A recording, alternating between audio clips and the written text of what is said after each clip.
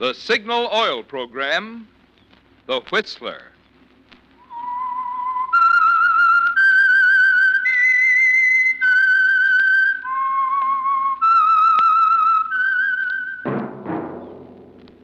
That whistle is your signal for the Signal Oil Program, The Whistler.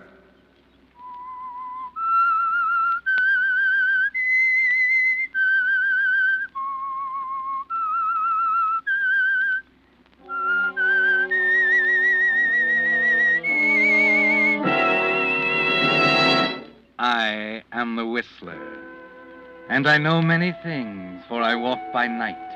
I know many strange tales hidden in the hearts of men and women who have stepped into the shadows. Yes, I know the nameless terrors of which they dare not speak.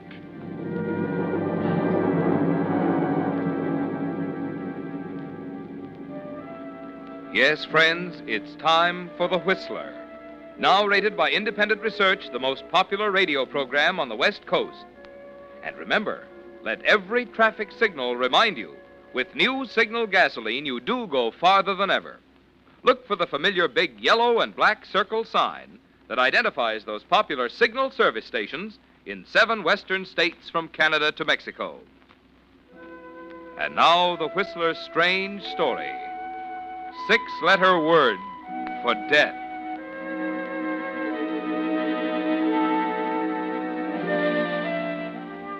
Thursday night was the climax. Every element in the marriage of George and Priscilla Haynes came to a sharp focus on that foggy Thursday night. 5 years of it, 60 months, 1,826 days, each adding a little pressure, each day contributing a little more water behind the dam that was destined to give way on that Thursday night, when the fog hung like a blanket over the campus of State College. George Haynes had known the marriage wouldn't work from the first. Yes, George, as far back as a month after your wedding, when you first felt the cold, sinking feeling in the pit of your stomach. And these 5 years have proven it. But no one but you seems to recognize it. No, George, not even Priscilla. George. George, I'm talking to you. Oh, I'm sorry, Priscilla. George, what's a 4-letter word meaning former? Oh, please, dear, I'm awfully busy and... Just this one. You say 4-letter word meaning former? Yes. Let's see, try Erst. What? Erst, E-R-S-T. That's a silly word. You sure? You might try it and see. E-R-S-T. Looks funny. Now, I've got to get to this lecture for tomorrow, dear. Let's see.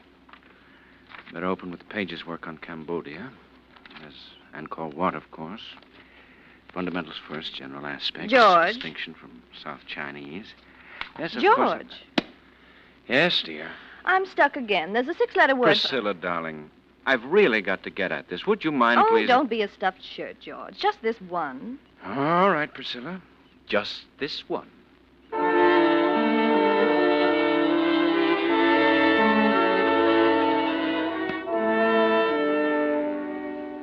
No, George.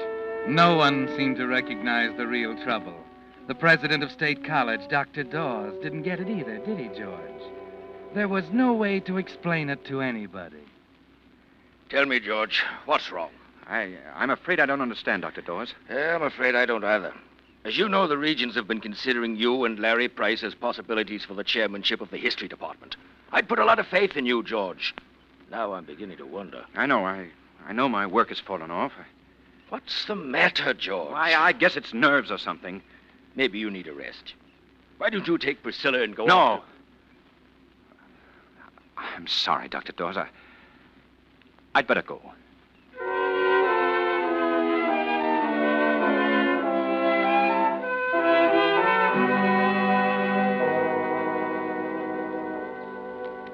Darling, I'm glad you're home. Hello, dear. Larry tells me you've declined the faculty dinner. I told him there must be a mistake, George. Surely we're not... It's not a mistake, Priscilla. My work is in such bad shape that I've got to get down to business. But everyone will be there, dear. Larry and Ann and all the rest. They'll think something's the matter. But don't you see, Priscilla, my work is more important. Oh, Oh, so that's it. Your work is more important than my happiness. You don't care, do you? You just as soon wrap yourself up in those stuffy All old books. right, we'll go. I can't understand why we have to go Priscilla, through this. please.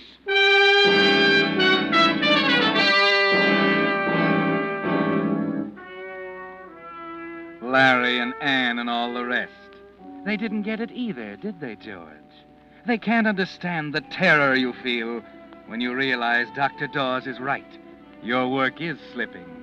George Haynes, full professor of history, candidate for chairman of the department, is slipping. You feel as if you're standing at the edge of a cliff, and Priscilla, with her inane remarks, her perpetual round of afternoon teas, faculty dinners, and 1,000 other distractions, is easing you over the brink. 5 years of it, George, 5 long years. And each day, each hour, building like a tower of blocks, designed to topple into ruins on that foggy Thursday night. The night Priscilla invited Larry and Ann to the house for an evening of bridge. George, of all the stupid plays, that one takes the prize. First you double them into game, and then you... Well, he wouldn't have doubled if you hadn't bid clubs, Priscilla. Oh, that had nothing to do with it. He was I'm simply... sorry, Priscilla.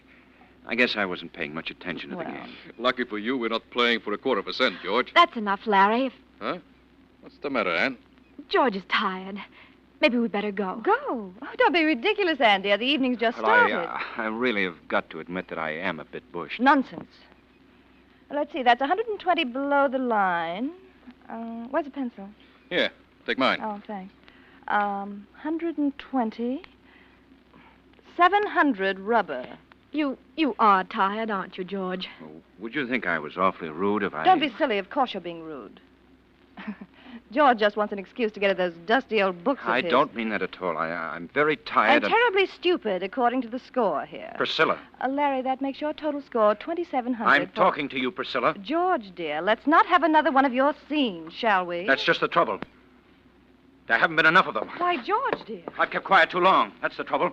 You can't keep quiet too long or it gets inside of you. Oh, wait a minute. Take your hands off of me. George, you're making a fool of yourself. I ought to wring your neck. You know, I believe he meant that. I suppose I ought to feel embarrassed. We'd better go, Larry. Yeah, I guess we better.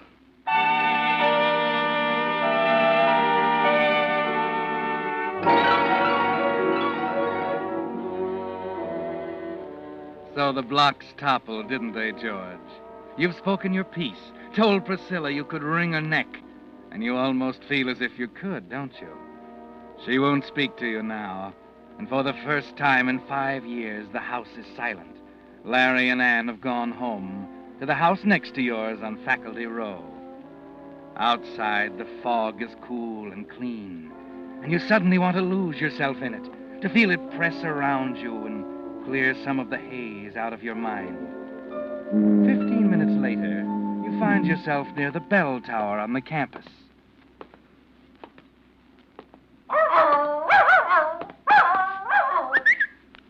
Here, boy. Here, come on. That's a fella. Well, where'd you come from, fella, huh? Say, looks like you ran away. Well, you're a nice dog. Yes, you are.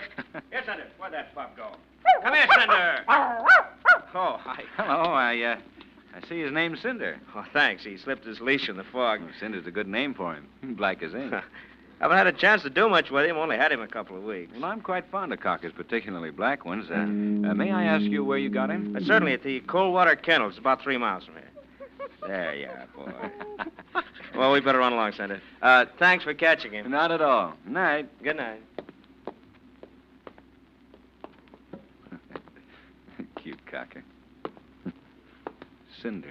Oh, 11 o'clock. That air's good. Well, better be getting back.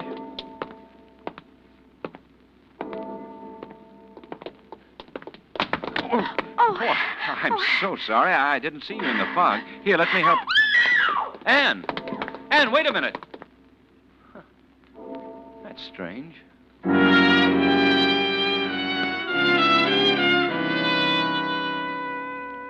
Yes, George, that was strange, wasn't it?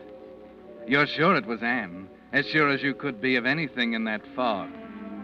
But why should she run from you? Why should she scream when you reached out to help her? You're puzzled as you turn and start for home, and worried. The fog takes on an ominous quality, closing in on you, causing you to hurry faster and faster as you get closer and closer to home. It's been a strange evening. The quarrel with Priscilla, Anne's terror when she ran into you. Then, 10 minutes later, as you arrive back at the house and open the door, it suddenly takes on a horrible meaning. Priscilla? Priscilla?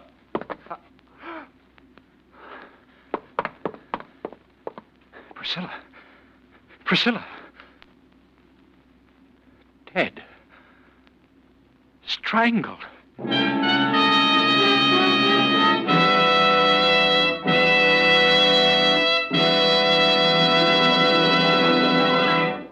With the prologue of tonight's story, 6-letter word for death.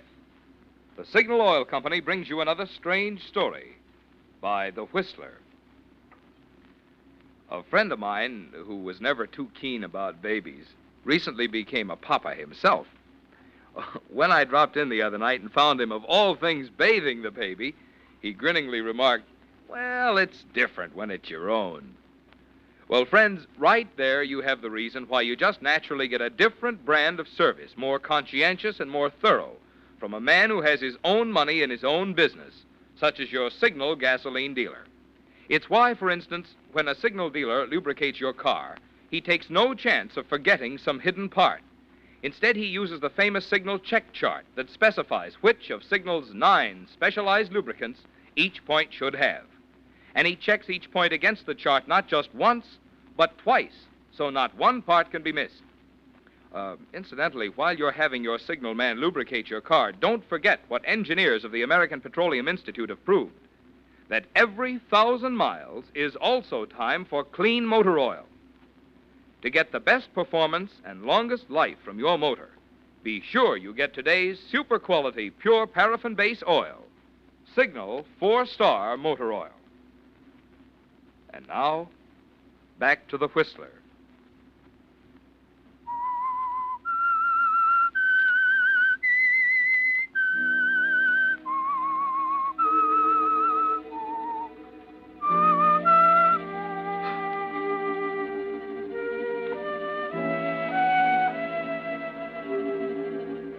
Yes, George, Priscilla is dead, strangled, lying on the floor by the window, a crossword puzzle and pencil beside her. For 15 seconds, all you can do is stand there staring at her. Then, terrified, you pick up the phone. Operator, get the police. Hurry.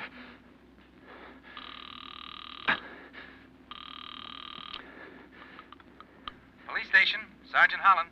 Hello. Hello. Police station, Sergeant Holland. Wait a minute.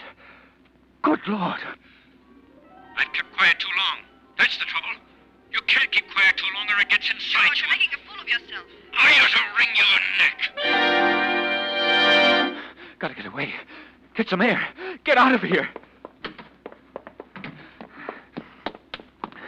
Well, Professor, what's the hurry?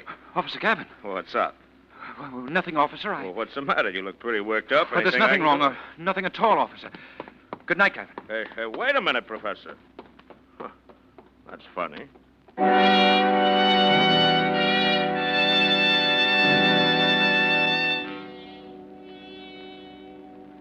The fog, George. All you can think of is losing yourself in it, trying to erase the horrible picture of Priscilla from your mind.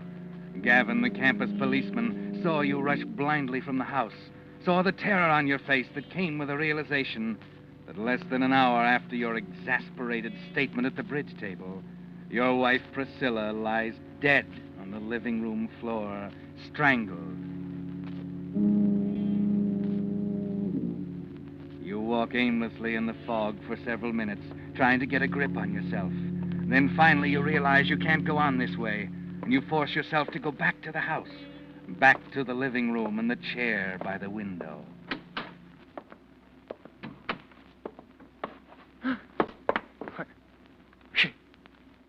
She's gone.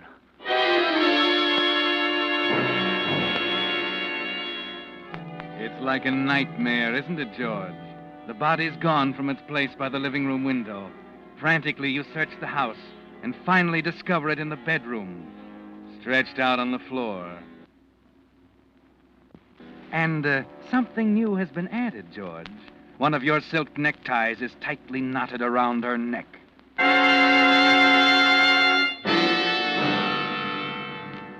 Well, George, it's clear now. You're being framed. The minute it takes your fumbling fingers to take off the necktie seems a year. And you can almost hear the police outside as you burn it in the stove. And then you dash next door to Larry's.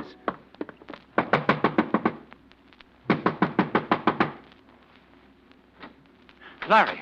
Well, George. Larry, you've got to help me. I don't know what's behind it, but... What's the matter? What are you staring at? What's that in your pocket, Larry? Huh? Oh, this? Yes. My pencil. Why? Your pencil? Yeah. What's wrong with that? Say, what's happened, George? Tell me. Nothing, Larry. Nothing.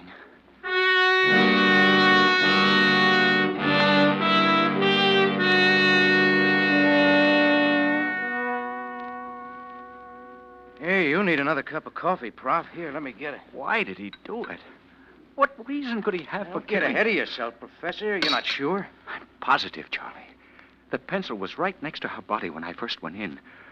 When I went back, she'd been moved, and the pencil was in Larry Price's pocket. That's pretty serious stuff.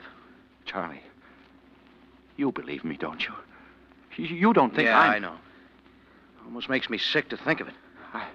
I came here because I had to go somewhere. I thought that you'd... Sure, I believe you, Prof. Thanks. Brother, you're in a tough spot. Yes, I know. What are you going to do? You mean I have a choice? Well, I don't know.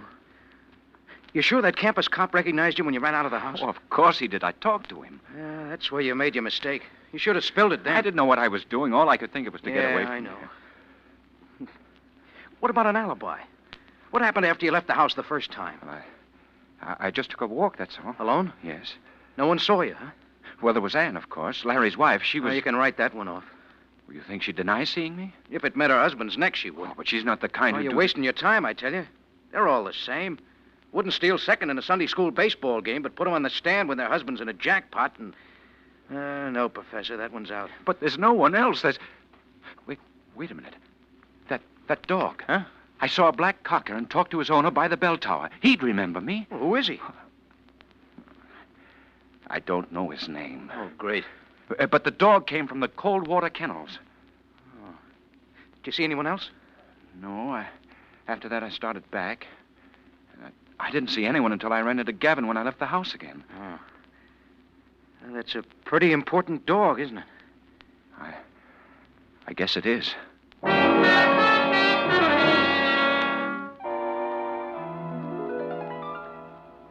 I'm awfully sorry. I would have telephoned, but the telephone... But the telephone was disconnected. Now, look. It's 1 a.m. in the morning, and I have no intention... Wait a minute, will you? I told you this was a matter of life and death, or we wouldn't have come. My good man, the cold water kennels deal exclusive in Cocker Spaniels. Over 100 dogs we have. More than half of them are black. How in thunder do you expect But me he to... said he bought in 2 weeks ago. Look, we've sold 30 dogs in the last 2 weeks. You don't know the man's name, don't even know what he looks like. You come here and get me out of bed at 1 a.m. in the morning and expect me to make miracles with a sales record. It don't make sense. All right, Mr. Coldwater. Come on, Professor. Believe me, I'm sorry, but if you only had something else to go on... Wait a minute. The dog's name was Cinder. Does that help? Yeah, there was a man. Wait.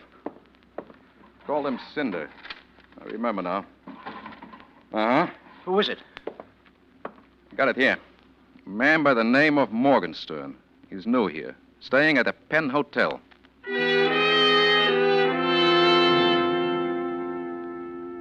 Morgenstern? Let me check the register. Morgenstern. Where have I heard that name? Morgenstern. We had him here a couple of weeks ago. Kendrick P. Morgenstern. Yeah, I remember him now. He came in one night with a dog, and we had to tell him it wouldn't go here against the house rules. I've seen that name. I know it. You've got a forwarding address? No, he just moved out. He was kind of sore.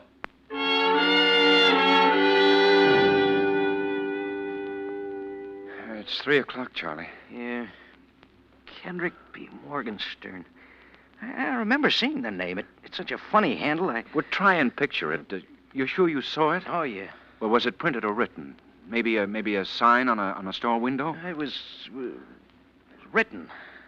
I remember the K was funny. Well, it was a signature then. You saw him sign his name. Sure. It was a check. That's right. He came here to cash a check this morning. Wait a minute. You sent the deposits? No, I didn't. Where is it? In the safe. And it's got his name and an address on it.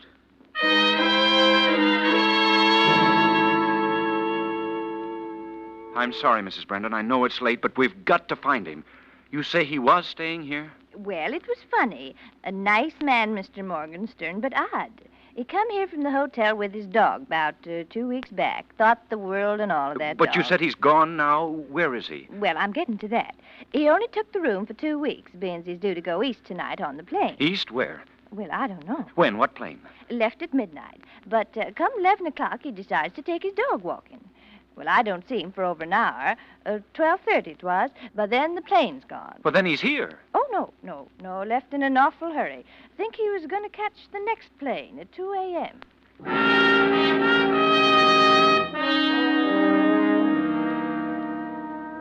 But I've called all the other lines. Haven't you a record of a canceled reservation on the midnight flight? Very well. Thank you. Something's haywire somewhere, Prop. Oh, it's useless, Charlie. Nothing else I can do. What time is it? 4:30. You better go home and get some sleep, Oh, Charlie. that's okay. Gosh, Prof, I hate to give up. Well, there's one chance left. What's that? Ann Price.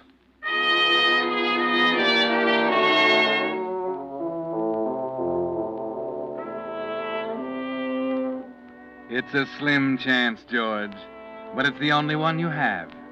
After you leave Charlie, as you walk slowly through the campus toward Faculty Row, you try for the first time to think it through, to reason it out somehow. Larry's motive for killing Priscilla, Ann's terror when she ran into you, the brutal, heartless frame-up that hit you between the eyes when you went back the second time. It doesn't make sense, and you're too tired to think. Too tired to play with an impossible jigsaw puzzle.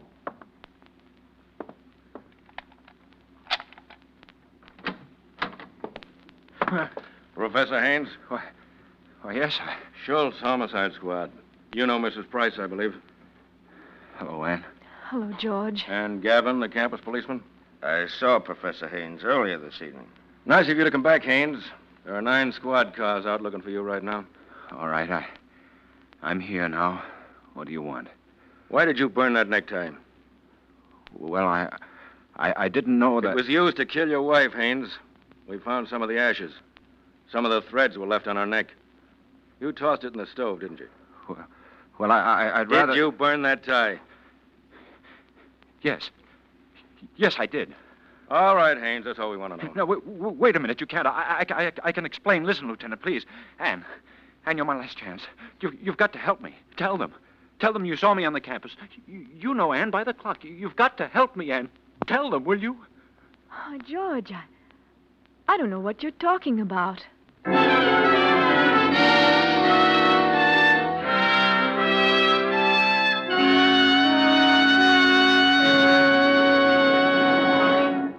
The Whistler will return in just a moment with the strange ending of tonight's story.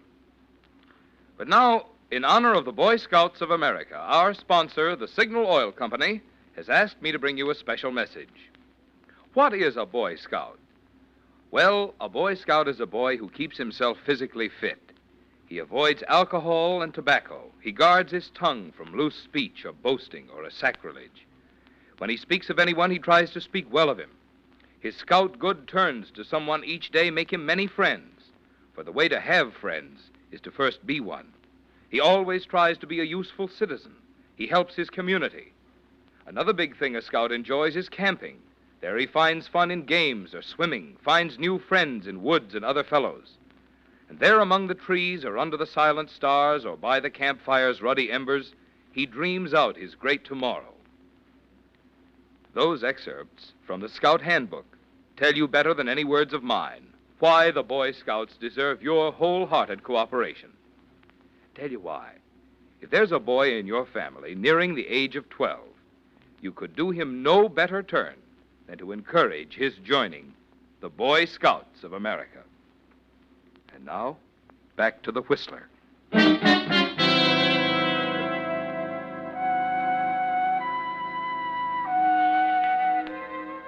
So that's it, George. Anne denies it. She didn't see you. Charlie was right, wasn't he? Women are wide-eyed and righteous until the chips are down, until something close to them is at stake. Then it doesn't seem to matter. You stand there quietly, looking at her for a minute. Then your knees begin to get weak and you sit down. You wonder for a moment where Larry is and decide he's probably somewhere rehearsing the testimony he's going to use against you at the trial. Then suddenly you're too tired to wonder anything. George. Please, Anne. You don't need to say any more. Oh, I know it sounds ridiculous for me to say I'm sorry at a time like this. I should have known it was coming. It's been written all over his face for the past month. What? Who are you talking about? Larry. Perhaps I'd better explain, Mrs. Price. You see, Haynes Price was in love with your wife. Why, that's ridiculous. Oh, it's true, George. It came to a climax yesterday afternoon. She refused to go away with him. That's fantastic. It's true, George. Oh, don't you see? That's why Priscilla was so unreasonable last night. But how long? Oh, months. I thought Larry was acting strangely last night after we got home. And then when I saw him leave the house, I followed him and... She saw the whole thing, Haynes. Good Lord. Oh, all I could think of was running. He knew I saw him and followed me across the campus. I ran into him at the bell tower, but he was so surprised. Oh, Anne, that was I. What? Why, I thought it was Larry. That's why I... Of course. You were frightened. Well, anyway, I went to the police, and Lieutenant Schultz came right out. Apparently, Price returned after she gave him the slip and realized his only out was to incriminate you. He moved the body, planted the necktie, and so on. But how could he expect to get away with it? He wasn't thinking very rationally, Haynes. Oh. Now, that's another thing. When Price knew the jig was up, he ran for it. Took off across the campus in the fog. We had every available man out looking for him. But it was pretty much of a needle in a haystack proposition in the fog for a while, until we got that big break. What was that? A little black dog. Apparently, the dog got excited when Price ran by his master and broke away and ran after Price. One of our men was attracted by the barking. All he had to do was follow the dog, and there was Price. Forgot to introduce our star witness, Professor. How do you do? This is the dog's owner, Mr. Morgenstern.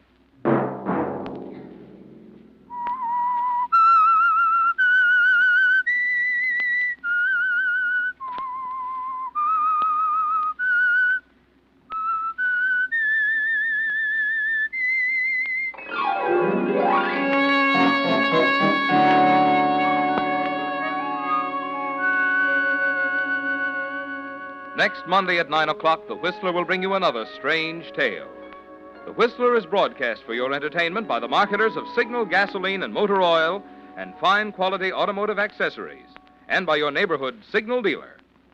This program, produced by George W. Allen, with tonight's story by Robert Reif, music by Wilbur Hatch, is transmitted to our troops overseas by the Armed Forces Radio Service.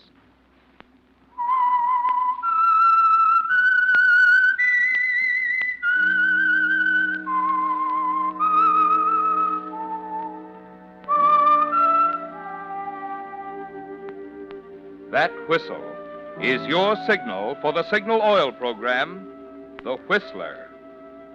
This is Marvin Miller speaking, reminding you to look for those familiar yellow and black circle signs that identify those popular Signal Oil stations in 7 western states from Canada to Mexico.